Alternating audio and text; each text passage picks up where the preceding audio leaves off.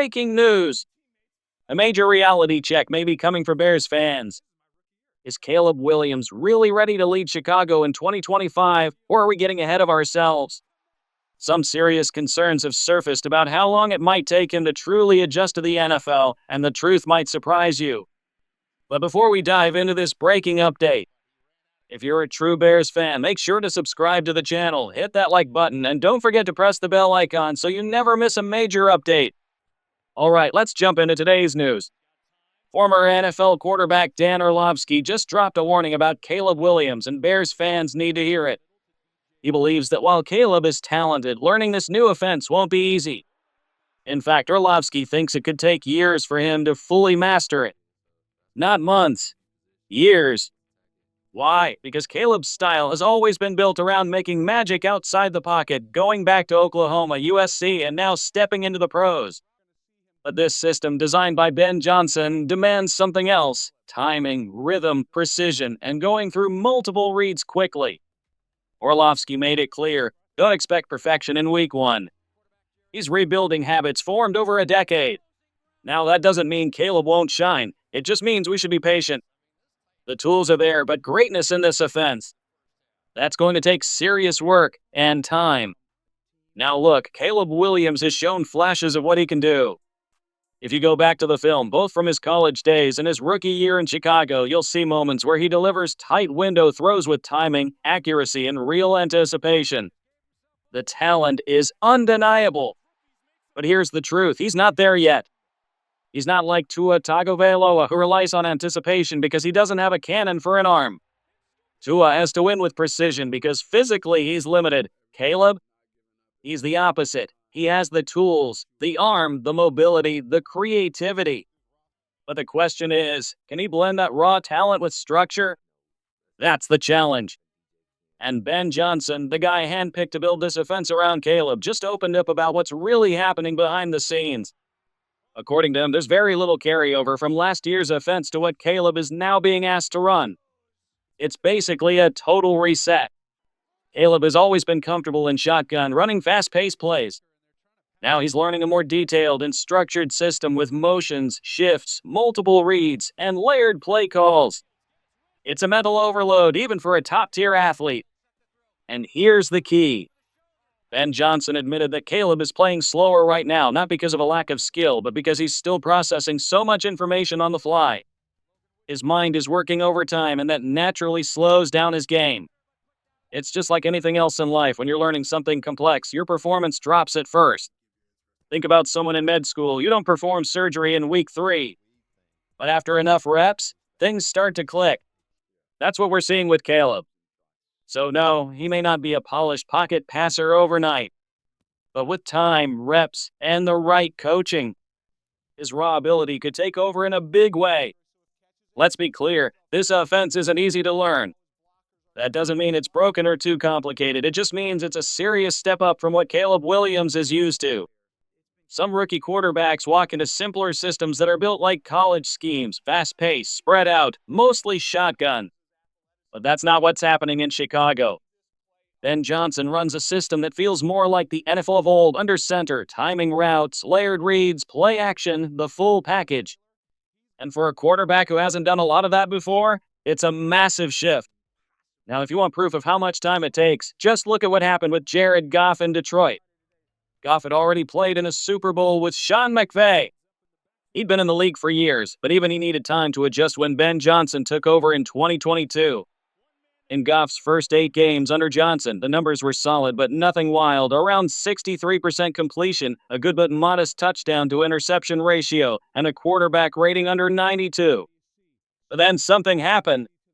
In the second half of that season, once he started clicking with the system, Goff exploded. Higher completion percentage, 0 interceptions, his rating jumped over 100.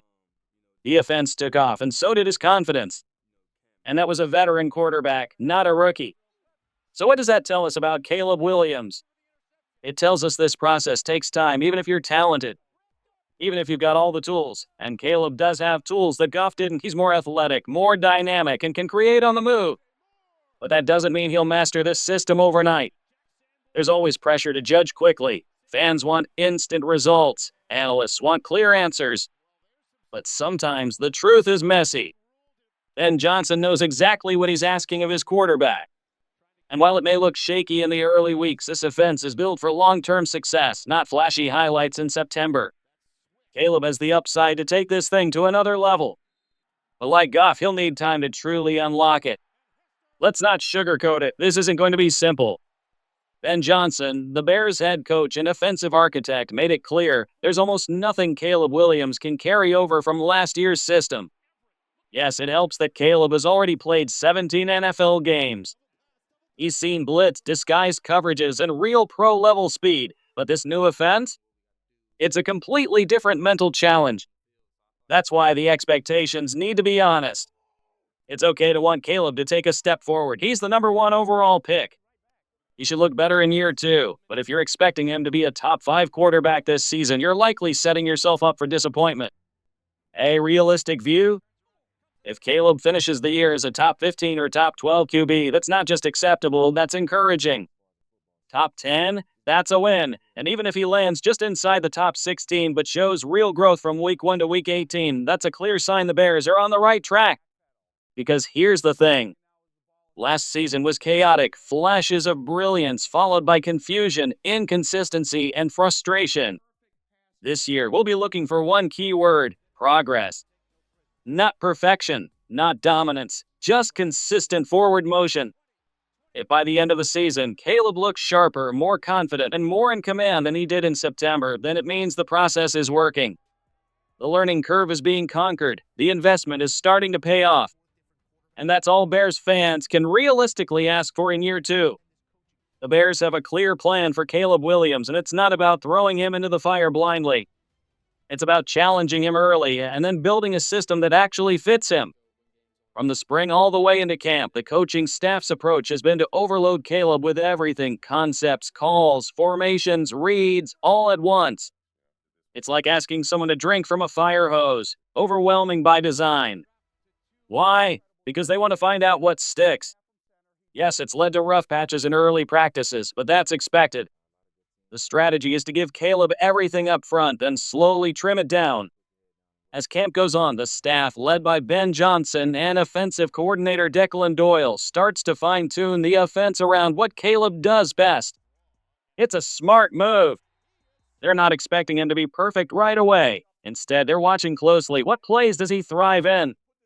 Where is he hesitant? What concepts need time to develop? And just as important, what needs to be put on hold until he's truly ready? This isn't just about week 1. It's about building something that works now and something that lasts. Think back to how Ben Johnson managed Jared Goff in Detroit. The offense evolved over time. They didn't throw everything at him and expect mastery right away. They grew it season by season. That same long-term thinking is happening in Chicago now. So in the final days of August, as preseason winds down and Minnesota looms in week 1, you can bet those key meetings are already taking place behind closed doors. The staff is reviewing everything: the installations, the game reps, the scrimmages, and deciding, what do we keep? What works for Caleb right now? What needs more time? And how can we win this week without losing sight of the big picture?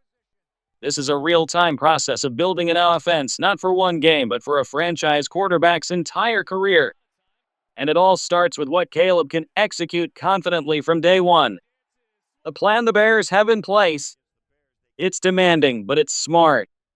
They're not just loading Caleb Williams with concepts for the sake of it. They're deliberately creating pressure, sometimes even chaos, to prepare him for what's coming this season. For example, remember those moments in camp when Montez Sweat came flying in untouched and blew up plays? That wasn't a mistake. That was design.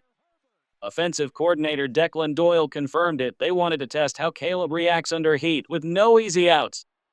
This isn't just about running drills. It's about simulating real game stress. The coaching staff is throwing complex looks at him, forcing him to make protection calls, read blitz, handle late movement, and sometimes just survive the play. Sometimes that means taking a sack. Sometimes it means throwing it away. But either way, it's training for the chaos of NFL Sundays. Ben Johnson even said it himself: these are small exercises meant to speed up his internal clock. They're pushing him to react quicker now, so he's not caught off guard when the real bullets fly in September. And yes, it's going to look rough at times. But that's the point. These struggles in camp, they're not failures. They're reps that matter, and they're meant to shape Caleb into a quarterback who can handle anything. So where does that leave us? Let's talk expectations. Right now, Caleb probably enters the season somewhere around the 21 to 25 range in league quarterback rankings.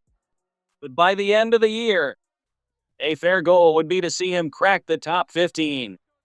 That's the benchmark, realistic but meaningful. If he finishes top 12, that's a great sign. If he reaches the top 10, then the Bears may finally have the franchise quarterback they've waited decades for.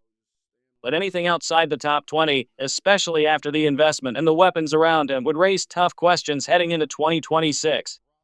The foundation is being built. The tests are underway. And now it's all about how Caleb responds.